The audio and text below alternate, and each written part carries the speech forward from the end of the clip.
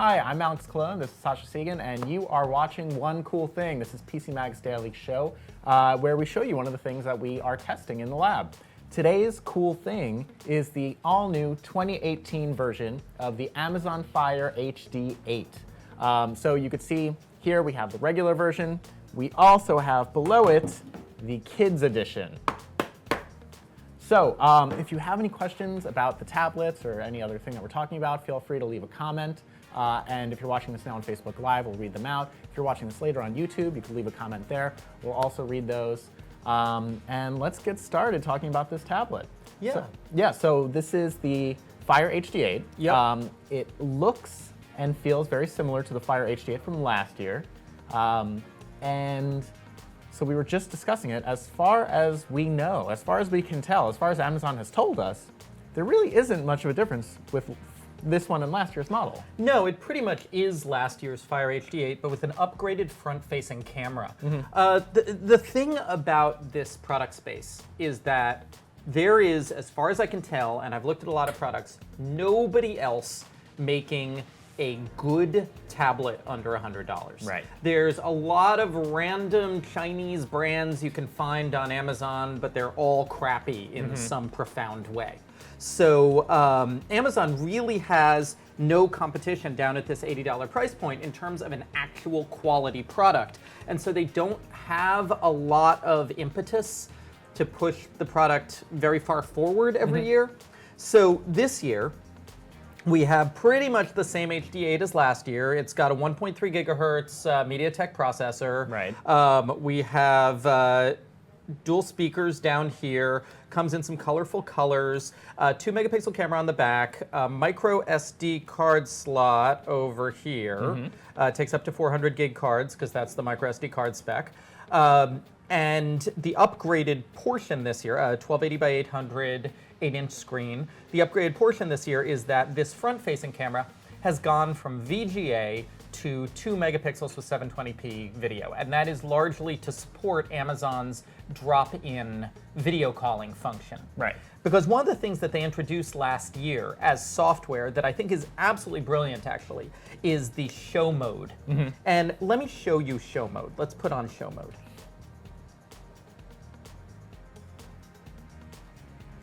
So show mode is a way to, is show mode loading? Oh yeah, there we go. So show mode is a way to have a use for these tablets when you're not using them, so that they don't just get socked in a drawer. Right. So you can say, Alexa, how's the weather tomorrow?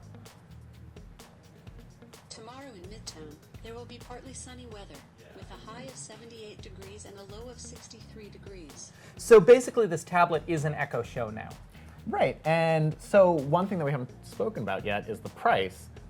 It starts at $80, which is significantly less than an Echo Show. Yeah, and what you're losing out on is that the speakers are nowhere near as good as the Echo Show. I mean, Alexa, play music by Yes. Shuffling songs by Yes on Amazon Music. And let me turn this up. Yeah, that's all the way up, by the way.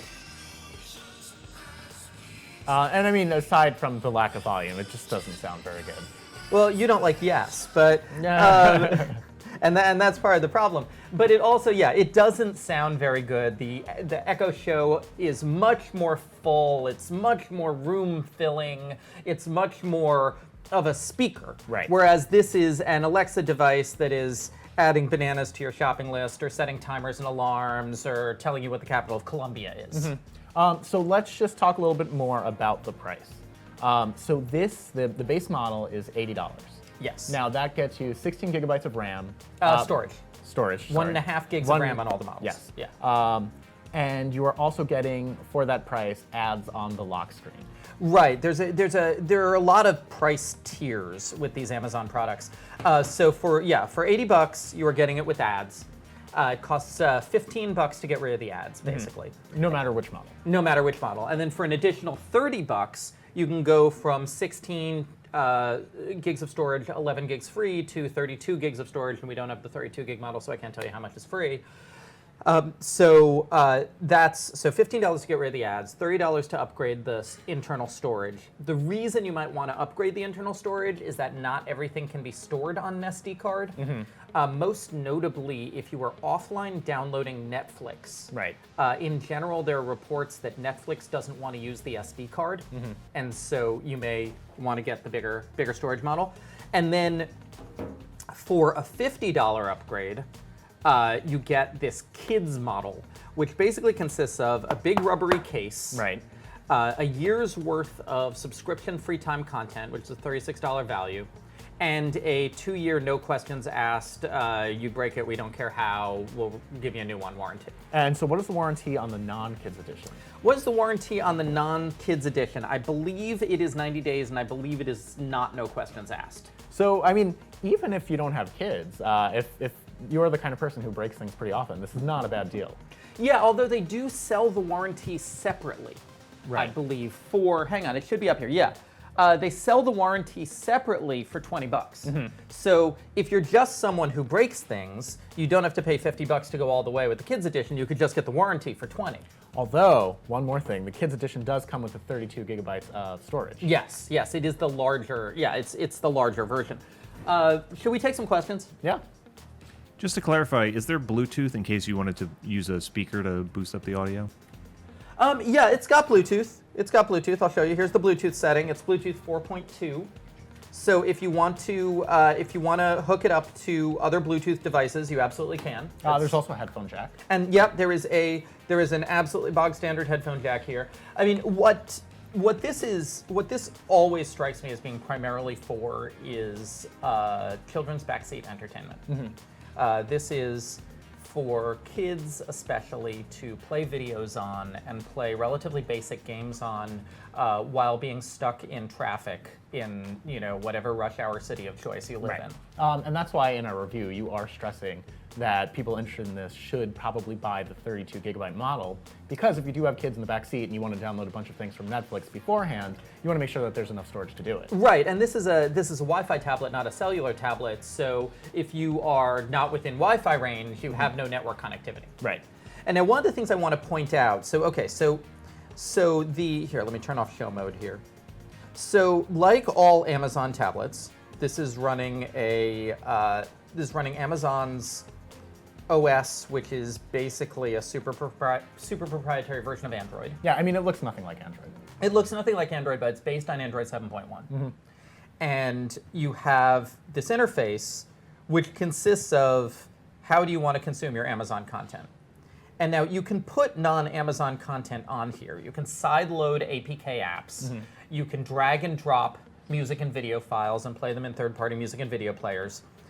But Amazon doesn't make that necessarily easy or obvious. They really want you to be getting your content from Amazon. Right.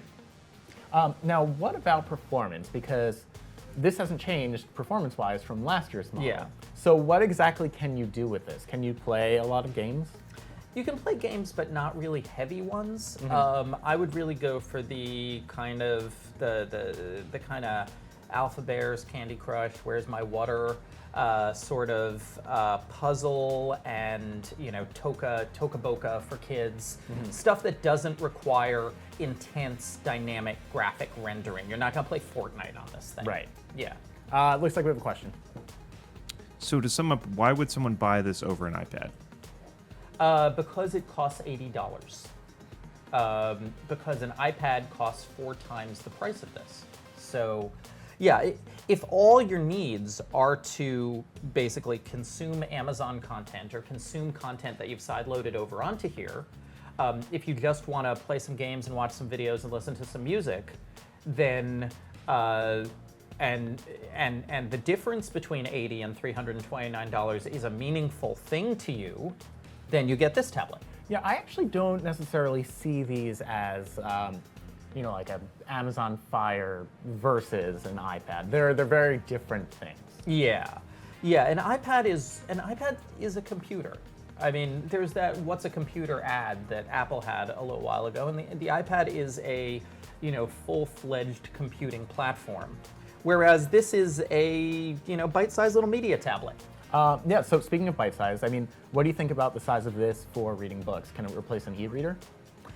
I think it can. So one of the things I was enjoying here was reading Lonely Planet Japan. Was reading a color travel guide on here, and yeah, it's just the right size to be a color e-reader. Now that said, if you aren't primarily reading things with a lot of color, I really, really recommend and I really strongly suggest getting an e-ink e-reader instead. Right. Because it is still an LCD screen, it is still highly reflective, it is still tiring on the eyes. They have a blue light filter, but there really is nothing like e-ink for that restful reading experience. Also battery life. So ebook readers, they can last for about a month. How long does this last? Amazon says 10 hours. That means 10 hours with half brightness. Full brightness, we're talking about 5 hours. Okay. So, it's a tablet. You got to recharge it every day or two. It's not like an e-reader. It's not that effortless e-reader experience, which I so enjoy. I am also the e-reader reviewer, so I'm very about e-ink as well. And what about the screen itself? I mean, do you think that the resolution is okay for everything in general? Yeah, 1280 by 800 is fine at 8 inches. It's 189 ppi, which is, not the greatest. E-readers are going to be higher. More expensive tablets are going to be denser, but it's acceptable. And remember, this is $80.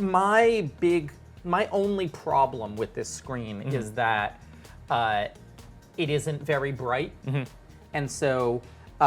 Between its lack of aggressive brightness and its reflectivity, it is a little bit harder on the eyes than the screen of an e-ink e-reader or a tablet which costs 4 times as much. Right. But that tablet costs 4 times as much. Right, and now is a good point to stress. We really haven't reviewed anything in a long time in this price range that's really comparable. Well, I mean, we have a bunch of $100 to $150 Android tablet reviews out there. There's we basically like the Lenovo Tab 4.8 and the Lenovo Tab 410. Right. And there's a couple of other tablets swirling around in that price range from reputable brands. The capabilities are extremely similar to this one on those tablets, except they have Google Play rather than the Amazon OS. And you basically are paying a $30 surcharge to be in the regular Google ecosystem. And that has pluses. For instance, there's no YouTube app for this. There's no real YouTube app. There's a bunch of crappy third-party unsupported YouTube apps. Right. If you want to watch YouTube, it's an awkward experience on this tablet. If you want to do anything involving a Google thing, it's an awkward experience on this tablet. So if someone who is looking for their first tablet, do you think that this is a better choice than getting an Android tablet? I mean, I think it is. I think the question is if you are satisfied with Amazon and side-loaded content. Okay, and a lot of people are. A lot of people are like, I want a tablet basically for Amazon, Netflix, Hulu, and Play Music. If that's what you want, then this is 100% satisfactory. Right. If you're, if you're interested in going out and downloading the full range of arbitrary Android apps in the world, then yeah, you need to pay that. You need to pay that surcharge. You need to get into the real Android app store. Right. Looks like we have another question. How well does this sell for Amazon compared to other Alexa devices? I don't believe Amazon releases product-by-product sales figures. They lump them together. They obfuscate. I know that this sells well. I know this is a successful product, but I don't believe they have given actual numbers. Also worth noting, Amazon does sell other tablets. Right, and so up here on the screen here, we have Amazon's full range of tablets. And just stepping through, so the $49.99 Fire 7, I don't like it for 2 reasons. Not enough RAM, not enough storage. It has 1 gig of RAM as opposed to the 1.5 in here, and that really makes the user interface crawl. Also, 8 gigs of storage is really pinchy. This one, we like it. It's our editor's choice. Fire HD 10, $149.99. At that point, I'm kind of feeling like it's more price competitive with the regular Android tablets. Get a regular Android tablet. Yep. Kids editions, we discussed the pluses and minuses of those. And then now, this is going to be sold in a bundle, by the way, with a dock, this show mode charging dock, which we reviewed. Together, basically, they're charging $15 for the dock. That's a good value in the bundle. It's a nice dock. The dock was initially being sold really overpriced at about 40 bucks, at which point it was not a value, but at Right. 15 bucks, it's a good dock. Makes it into a nice Echo Show, charges it. That's nice. So as you just mentioned, this is our editor's choice. We basically recommend this to people who want to get a tablet to give to their kids. Yeah. If you want something that sits in the kitchen that you're going to use in show mode instead of an Echo Show. Yeah, people who want a low-cost media tablet, that is what this is for. Basic music and video playback use. Right. And there's a lot of those people out there. Our household, we had one for years that my daughter basically used. Now she is graduating to more powerful computing equipment. So it's definitely a need that's out there. And this is the most affordable, functional way to fulfill that need. So yeah, it's an editor's choice. All right, any other questions out there? All right, so once again, this is the Amazon Fire HT8. It's $80. We've given it 4 stars in our Editor's Choice Award. If you want more information about it, you can visit PCMag.com, and we'll be back again tomorrow to show you a new product.